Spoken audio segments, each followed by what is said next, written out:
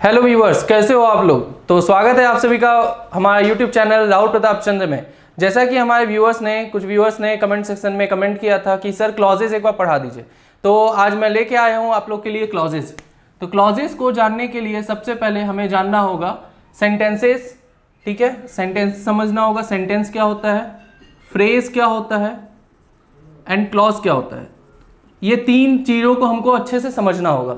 तो सेंटेंस क्या होता है वो आप लोग क्लियर हो अच्छे तरीके से, आप लोग जानते होंगे कि ए वर्ड और a group of words. Book में आपने पढ़ा होगा कि उसमें क्या होता है, एक वर्ड होता है और ग्रुप ऑफ वर्ड्स होता है। कहीं पे किसी बुक में ये वर्ड नहीं लिखता, सिर्फ लिखता है a group of word that makes complete sense, that makes complete sense. ठीक है, a group of word that makes complete sense sentence का ये डेफिनेशन होता है। लेकिन मैंने उसमें एक चीज एक्स्ट्रा ऐड किया, ए वर्ड और a group of words that makes complete sense. A word कहने का सेंस हो गया कि जो मेन वर्ब होता है, जैसा कि हम लोग जानते हैं, जैसे गो अपने आप में एक सेंटेंस हुआ, डू अपने आप में एक सेंटेंस हुआ, इसीलिए मैंने यहाँ पे ए वर्ड कहा है। और ग्रुप ऑफ वर्ड जैसे Ram eats a mango, group of words हुआ जो कि एक कंप्लीट सेंस देता हो, उसको हम लोग सेंटेंस कहते हैं। फ्रेज क्या हो जाता है, फ्रेज सेंटेंस का ही एक पार्ट होता है। ठीक है, जैसे राम गोज टू पटना, तो टू पटना जो हुआ वो हमारा फ्रेज हुआ। फ्रेज का डेफिनेशन में हम लोग क्या लिख सकते हैं, a group of word that makes sense but not complete sense. मतलब फ्रेज जो होता है वो हमें सेंस देता है लेकिन वो कंप्लीट सेंस नहीं देता है। ठीक है, क्लॉज क्या हो गया। अब जो हमारा मेन टॉपिक है जो आज हम लोग पढ़ने वाले हैं वो है क्लॉज। ठीक है, क्लॉज में हम लोग क्या करेंगे, सिंपल सा समझना है। क्लॉज जो हो गया और सेंटेंस जो हो गया वो ऑलमोस्ट कॉमन जैसा आपको लगेगा, लेकिन वो है नहीं।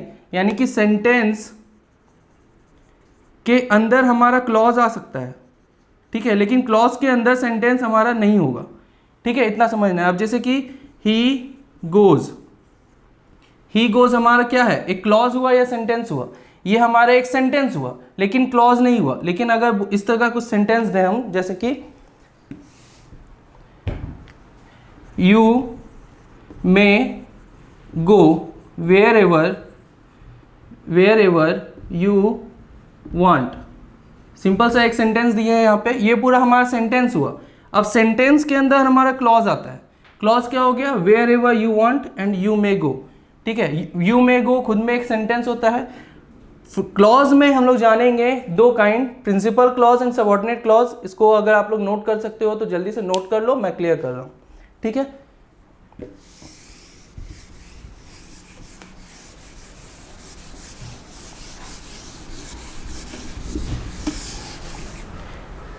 क्लॉज का काइंड्स हम लोग को पढ़ना है। सबसे पहले क्लॉज हमारा दो काइंड का होता है। पहला होता है principal clause and subordinate clause. ठीक है, principal clause and subordinate clause. Principal clause को हम लोग मेन क्लॉज कहते हैं, मेन क्लॉज होता है। ठीक है, प्रिंसिपल क्लॉज को हम लोग मेन क्लॉज कहते हैं, और या फिर इंडिपेंडेंट क्लॉज भी कहते हैं, इंडिपेंडेंट क्लॉज। प्रिंसिपल क्लॉज को हम लोग क्या कहते हैं, मेन क्लॉज और इंडिपेंडेंट क्लॉज कहते हैं। सबऑर्डिनेट क्लॉज को डिपेंडेंट क्लॉज कहते हैं, डिपेंडेंट क्लॉज। ठीक है, सबऑर्डिनेट क्लॉज को हम लोग क्या कहते हैं, डिपेंडेंट क्लॉज कहते हैं। या ध्यान रहे, प्रिंसिपल क्लॉज में किसी तरह का कोई कंजंक्शन नहीं होता है, नो कंजंक्शन। ठीक है, और सबऑर्डिनेट क्लॉज में एटलीस्ट वन कंजंक्शन रहेगा, विथ वन कंजंक्शन।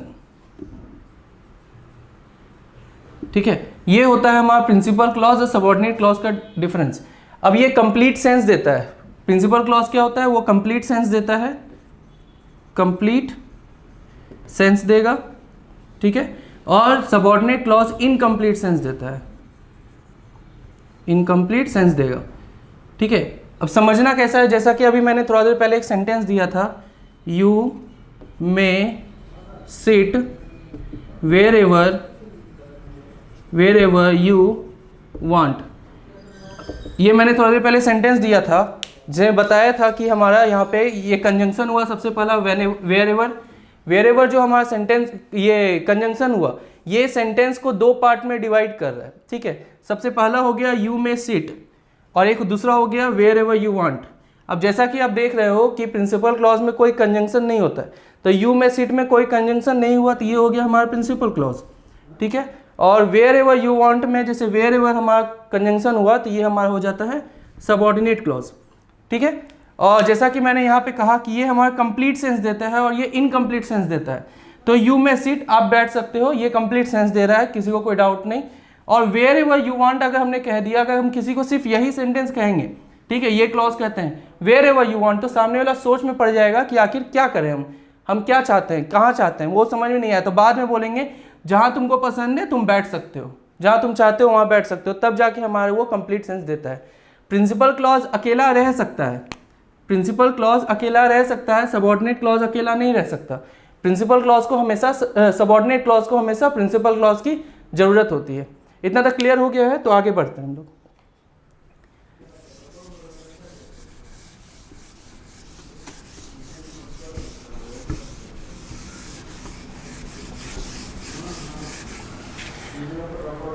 अब देखेंगे कि जैसा कि हमने बताया कि प्रिंसिपल क्लॉज और सबऑर्डिनेट क्लॉज को बताया। प्रिंसिपल क्लॉज हो गया जिसको हम लोग शॉर्ट में पीसी लिख सकते हैं, और सबऑर्डिनेट क्लॉज को एससी लिख सकते हैं, ठीक है, ध्यान रहेगा। सबऑर्डिनेट क्लॉज का 3 काइंड होता है, ठीक है, सबऑर्डिनेट क्लॉज का भी 3 काइंड होता है। कौन कौन सा? नाउन क्लॉज होता है, एडजेक्टिव क्लॉज होता है एंड एडवर्ब क्लॉज होता है। Noun clause, adjective clause and adverb clause, इस तीनों को जानने से पहले सबसे पहले हम कुछ एग्जांपल्स देते हैं कि पीसी और एससी यानी प्रिंसिपल क्लॉज और सबऑर्डिनेट क्लॉज को कैसे सेपरेट किया जाए। 1-2 एग्जांपल देते हैं। जैसे एग्जांपल हुआ, ठीक है, पहला नंबर एग्जांपल, जैसे the boy who is in the red T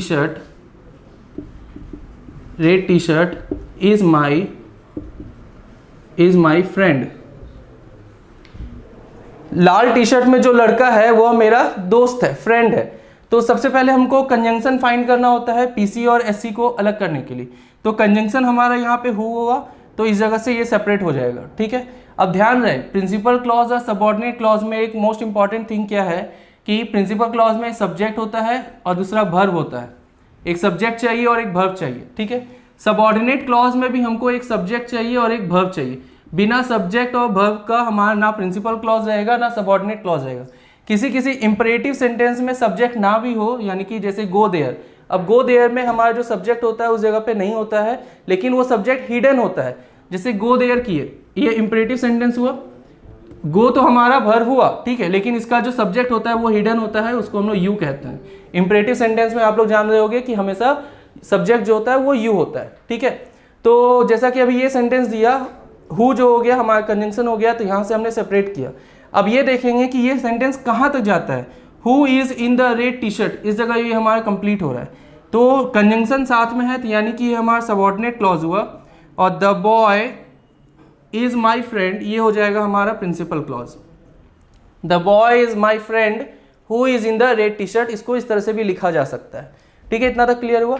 बहुत सारे सेंटेंसेस ऐसे होंगे, ठीक है, जो हमारा सिर्फ उसमें प्रिंसिपल होगा, सबऑर्डिनेट नहीं होगा। उसके लिए हम लोग को कुछ कंजंक्शन जानना होता है। वो कंजंक्शन क्या है हम लोग जानेंगे। सबसे पहले एक एग्जांपल देके बताते हैं। जैसे Ram and Shyam are good boys, ठीक है। ये हमारा एक सेंटेंस हुआ जिसमें कि एंड हमारे यहाँ कंजंक्शन है, ठीक है। तो इस सेंटेंस को अगर सेपरेट करना हो तो हम लिख सकते हैं Ram is a good boy, Ram is a good boy and Shyam is a good boy, Shyam is a good boy. यहाँ पे दोनों का दोनों सेंटेंस जो हो गया वो प्रिंसिपल क्लॉज हुआ, ठीक है। अब बोलोगे सर आप कैसे कह सकते हैं कि ये प्रिंसिपल क्लॉज हुआ। तो कंजंक्शन जब आपने पढ़ा होगा, ठीक है, तो उसमें जाना होगा कोऑर्डिनेट कंजंक्शन और सबऑर्डिनेट कंजंक्शन क्या होता है, ठीक है। पहले वो आपको एक बार क्लियर कर देते हैं कि कैसे जानेंगे कि वो सेंटेंस हमारा प्रिंसिपल क्लॉज सिर्फ प्रिंसिपल क्लॉज रहेगा या उसमें सबऑर्डिनेट भी होगा। तो उसको जानने के लिए सबसे पहले हम लोग कंजंक्शन के बारे में कुछ जान लेते हैं, ठीक है।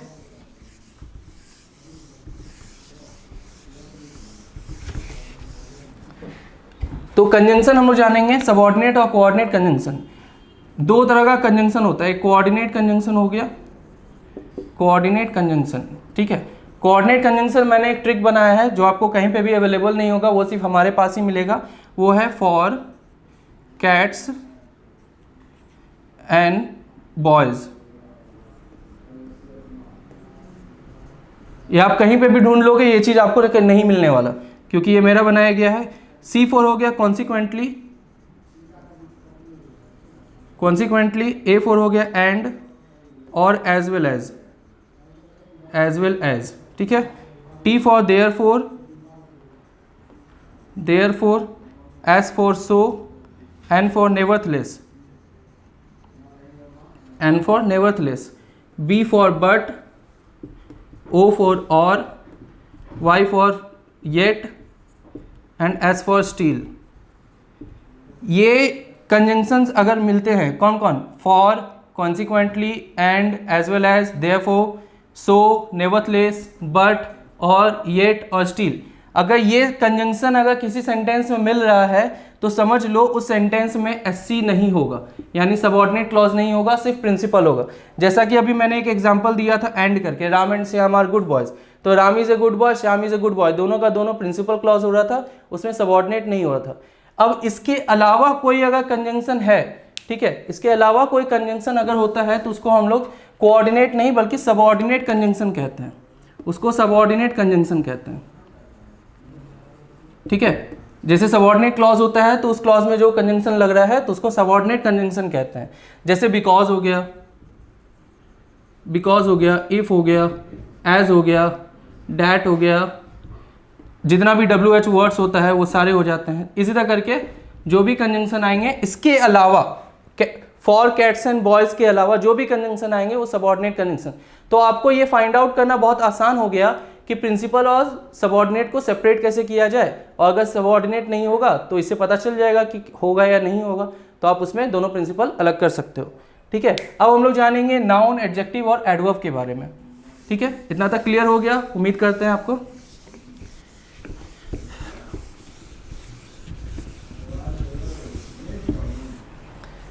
देखिए अब नाउन के बारे में हम लोग बहुत सिंपल सा जान रहे हैं कि बहुत पहले से पढ़ रहे हैं, बचपन से पढ़ रहे हैं। Noun is a naming word या noun is a name of a person, place, animal और थिंग, इस तरह करके जान रहे हैं। तो नाउन का हमारा सिर्फ एक काम होता है, या तो वो सब्जेक्ट का काम करेगा या तो वो ऑब्जेक्ट का काम करेगा। नाउन क्या काम करता है, या तो वो सब्जेक्ट का काम करता है या तो वो ऑब्जेक्ट का काम करता है, और किसी चीज़ का काम नहीं कर सकता। जैसे राम गोज टू पटना, तो राम हो गया सब्जेक्ट, पटना हो गया हमारा ऑब्जेक्ट, हो जाता है ऑब्जेक्ट ऑफ द प्रीपोजिशन। तो राम और पटना दोनों का दोनों हमारा नाउन होता है। ही ईट्स ए मैंगो, ही हो जाता है हमारा। अब इनडायरेक्टली वो नाउन ही है, प्रोनाउन है, क्योंकि प्रोनाउन के बारे में हम लोग जान रहे हैं। ही जो है वो हमारा क्या काम करता है, in place of noun, pronoun के लिए। ही जो है किसी राम श्याम जैसे लड़के के लिए लगा होगा किसी के लिए, तो उसको भी हम लोग इनडायरेक्टली नाउन ही मान के सब्जेक्ट मानते हैं, और वो ऑब्जेक्ट के लिए यूज होता है। जैसे ही इट्स ए मैंगो, मैंगो हो गया हमारा ऑब्जेक्ट। एडजेक्टिव का काम क्या है, वो किसी नाउन या प्रोनाउन को क्वालिफाई करता है, ठीक है, उसको डिफाइन करता है नाउन और प्रोनाउन को, ठीक है। क्वालिफाइज अ नाउन और a pronoun, qualifies a noun और अ प्रोनाउन। एडजेक्टिव का यही काम होता है हमारा। एडवर्ब के बारे में भी जान रहे हो। एडवर्ब क्या हो जाता है, ना केवल वर्ब को बल्कि एडजेक्टिव को और एडवर्ब खुद को भी क्वालिफाई करता है। इतना तो क्लियर हो रहा होगा। Qualifies verb, adjective and adverb too. Adverb को भी ये क्वालिफाई करता है, ठीक है। तो एडवर्ब के बारे में क्लियर हो गया। अब हम लोग जानेंगे noun clause, adjective clause, adverb clause. मैंने थोड़ा सा हल्का सा बता दिया कि नाउन किसको कहते हैं, एडजेक्टिव किसको कहते हैं और एडवर्ब किसको कहते हैं। जैसे कि एक एग्जांपल देते हैं, he said that you didn't help me. He said that you didn't help me, इस तरह करके अगर सेंटेंस हमने दे दिया है, ठीक है। तो अब इधर क्लियर समझेंगे हम लोग कि ही जो हो गया हमारा सब्जेक्ट हो गया, सेड हो गया वर्ब। हम लोग जानते हैं कि हमारा जो एजर्टिव सेंटेंस होता है उसको एक चीज़ में फॉलो करते हैं रूल में, subject plus verb plus object के रूल में फॉलो करते हैं। तो या तो ये इस जगह पे कोई आया तो वो या तो नाउन क्लॉज हो जाएगा, इस जगह पे कोई आया तो वो भी नाउन क्लॉज होगा क्योंकि सब्जेक्ट और ऑब्जेक्ट का काम करना है। सब्जेक्ट आया, वर्ब आया, ये पूरा जो हो गया वो हमारा नाउन क्लॉज हो जाता है। ठीक है, ये जो पूरा हो गया नाउन क्लॉज हो गया, subject verb and object. He said, उसने कहा, क्या कहा। अब क्या जो व्हाट करके आ रहा है, तो व्हाट में हम लोग जान रहे हैं कि वो हमारा ऑब्जेक्ट आता है। ऑब्जेक्ट अगर आपको क्लियर ना हो तो ऑब्जेक्ट मैं बता दूं, बहुत जगह आपने पढ़ा होगा कि ऑब्जेक्ट का सिर्फ 2 काइंड होता है। एक्चुअली में ऑब्जेक्ट 3 काइंड का होता है। ठीक है, ऑब्जेक्ट जो होता है वो 3 काइंड का होता है। पहला हो गया हमारा डायरेक्ट ऑब्जेक्ट, डायरेक्ट ऑब्जेक्ट हो गया। दूसरा हो गया इनडायरेक्ट ऑब्जेक्ट, आपने ये पढ़ा होगा डायरेक्ट एंड इनडायरेक्ट ऑब्जेक्ट। लेकिन तीसरा शायद आप ना पढ़े हो लेकिन जानते होगे, लेकिन पता नहीं था कि उसको क्या बोलते हैं। उसको बोलते हैं object of the preposition, object of the preposition. अब जैसे ही गोज टू पटना मैंने कहा था, तो he goes to Patna, object of the preposition too लगा हुआ है तो पटना वहां पे हमारा ऑब्जेक्ट ऑफ द प्रीपोजिशन हो रहा है। डायरेक्ट ऑब्जेक्ट इनडायरेक्ट ऑब्जेक्ट क्या होता है, जैसे he gave me a book, उसने मुझे एक किताब दी, तो उसने मुझे क्या दी, क्या करके अगर क्वेश्चन आ रहा है व्हाट करके, तो वो हमारा हो जाता है डायरेक्ट ऑब्जेक्ट। ठीक है, डायरेक्ट ऑब्जेक्ट में हम लोग व्हाट करके क्वेश्चन करते हैं। ठीक है, और किसको दी, मी, मुझे दी, तो ये इनडायरेक्ट ऑब्जेक्ट हो गया। उसने मुझे किताब दी, तो किताब यानी बुक जो हो गया डायरेक्ट ऑब्जेक्ट, किसको दी, मुझे दी, तो इनडायरेक्ट ऑब्जेक्ट हो गया। इनडायरेक्ट ऑब्जेक्ट में हुम करके क्वेश्चन करते हैं, हुम करके क्वेश्चन किया जाता है इनडायरेक्ट ऑब्जेक्ट में, और डायरेक्ट ऑब्जेक्ट में व्हाट करके क्वेश्चन किया जाता है। और प्रीपोजिशन जो हो गया, preposition object of the preposition, उसमें क्वेश्चन किया जाता है जैसे वेयर करके क्वेश्चन कर दिया गया। ठीक है, उसके अलावा बाकी दूसरा जो क्वेश्चन किया जाता है वो हमारा ऑब्जेक्ट ऑफ द प्रीपोजिशन होता है। उम्मीद करते हैं इतना तक क्लियर हो रहा हो। आगे आगे चलते हैं हम लोग। ठीक है, इतना क्लियर कर देते हैं।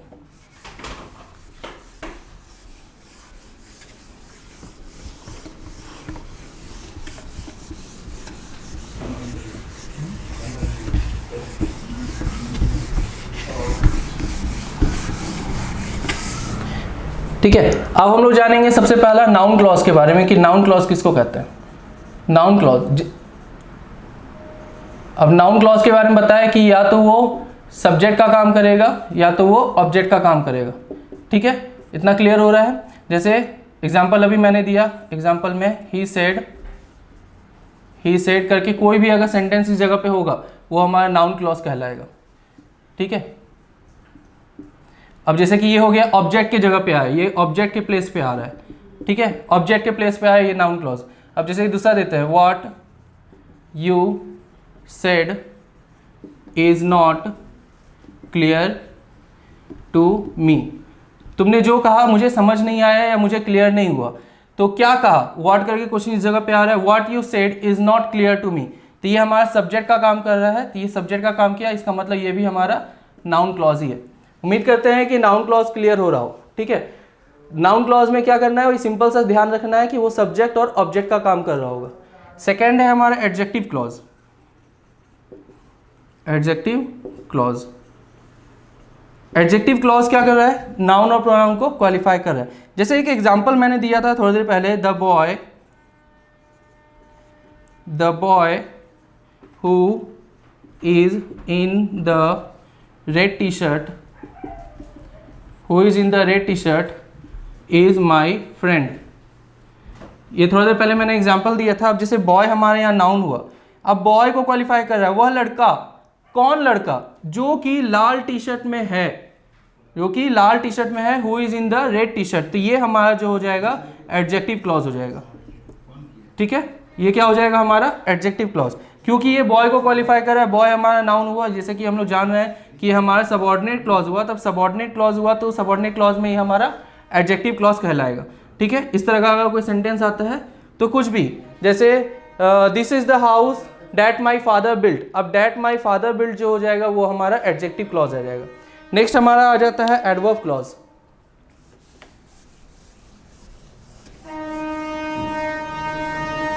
बगल में ट्रेन बड़ा चलता है नहीं, चलो ठीक है। थर्ड नंबर देखते हैं एडवर्ब क्लॉज। चलो ट्रेन का भी आवाज़ सुन लो, बहुत दिन से नहीं सुने होगे। क्या जी, सही बोल रहे हैं ना, एडवर्ब क्लॉज। अब एडवर्ब क्लॉज में क्या हो गया, एडवर्ब के बारे में जैसा कि बता चुके हैं कि एडवर्ब क्या होता है, वर्ब, एडजेक्टिव और एडवर्ब तीनों को क्वालिफाई करता है। ठीक है, तो उसको एडवर्ब क्लॉज कहते हैं। तो अब सिंपल सा जैसे एग्जांपल देखते हैं। लास्ट में मैं एक क्वेश्चन सबसे पूछूंगा, इसलिए वीडियो को लास्ट तक जरूर देखें और उम्मीद करते हैं कि वो जो क्वेश्चन होगा शायद ही आपको पता होगा, इसलिए बताना कि वो क्वेश्चन आपको पता था या नहीं पता था, उसको जानने के लिए वीडियो को अंत तक जरूर देखें। एडवर्ब क्लॉज क्या हो गया? अब एडवर्ब क्लॉज में हम लोग सिंपल सा एक क्वेश्चन अराइज करेंगे, हाउ, व्हेन और वेयर करके क्वेश्चन अराइज करेंगे। हाउ, व्हेन और वेयर करके अगर क्वेश्चन अराइज करते हैं तो वो आंसर अगर निकल जाए तो जो निकलेगा वो एडवर्ब क्लॉज होगा। For example, you may sit, जैसा कि दिया था ये पहले भी एग्जाम्पल दिया, you may sit wherever you like. थोड़े पहले मैंने सेंटेंस दिया था, तुम बैठ सकते हो जहां तुम्हें पसंद है। कहाँ पसंद है? वेयर करके क्वेश्चन की है, कहाँ पसंद, तुम कहाँ बैठ सकते हो, तो वेयर एवर यू लाइक, जहां तुम्हें पसंद है। तो ये हो जाएगा हमारा एडवर्ब क्लॉज। ठीक है, ये हमारा क्या हो जाएगा? Adverb clause. अब जैसे कि एक दूसरा एग्जांपल दे देते हैं, डू एज आई से, करो जैसा मैं कहता हूं। तो डू तो हो गया हमारा प्रिंसिपल क्लॉज, तो क्लियर है। एज आई से, जैसा मैं कहता हूं, कैसा करो, हाउ, तो हाउ करके क्वेश्चन आ रहा है तो उसी को हम लोग कह देंगे एडवर्ब क्लॉज। ठीक है, इसी तरह करके हमारा व्हेन करके भी क्वेश्चन आएगा, हाउ करके क्वेश्चन आता है और वेयर करके क्वेश्चन आता है। तो एडजेक्टिव क्लॉज, एडवर्ब क्लॉज और एडजेक्टिव क्लॉज, एडवर्ब क्लॉज और नाउन क्लॉज, उम्मीद करते हैं कि आपको तीनों का तीनों क्लियर हो गया होगा। और प्रिंसिपल क्लॉज और सबऑर्डिनेट क्लॉज का डिफरेंस जो था वो मैंने समझा दिया है और कैसे उसको सेपरेट करेंगे ये भी बता दिया है। उम्मीद करते हैं आपको क्लियर हो गया हो। हाँ, तो जैसा कि मैंने आपको कहा था कि लास्ट में एक क्वेश्चन दूंगा, ठीक है। उम्मीद करते हैं कि वो किसी को आता भी होगा या नहीं आता होगा, पता नहीं, कह नहीं सकते, देखते हैं क्या है। जैसा कि आप देख रहे होगे कि सब जो एग्जाम्पल के लिए मैंने ईजी लिखा है, ठीक है। बहुत कोई इसको फॉर ईजी भी लिख देते हो, ठीक है, इसके पहले लिखते होगे, ठीक है, लेकिन अब से मत लिखना। ईजी का फुल फॉर्म सबसे पहले हम पूछेंगे कि होता क्या है, ठीक है। तो ईजी का फुल फॉर्म जो होता है फॉर द सेक ऑफ होता है, ठीक है। और इसको लैटिन में हम लोग बोलते हैं एग्जाम्पली, EXAMPLI, एग्जाम्पली ग्रेसिया, GRATIA, ठीक है। और for the sake of example, easy का फुल फॉर्म हो जाता है इंग्लिश में for the sake of example. इसीलिए हम लोग को यहाँ फॉर लिखने का कोई मतलब नहीं बनता, इस जगह फॉर नहीं लिखना है, क्योंकि इसका मतलब ही है for the sake of example, जिसको हम लोग शॉर्ट में फॉर एग्जाम्पल सिर्फ कहते हैं, सिर्फ ये दोनों वर्ड बोलते हैं और द सेक ऑफ हम लोग उस जगह पे नहीं बोलते हैं। और इसका लैटिन में फुल फॉर्म होता है एग्जाम्पली ग्रेसिया, ईजी हम लोग इसी का लेते हैं, ई और जी। यही हमारा क्वेश्चन था, ठीक है।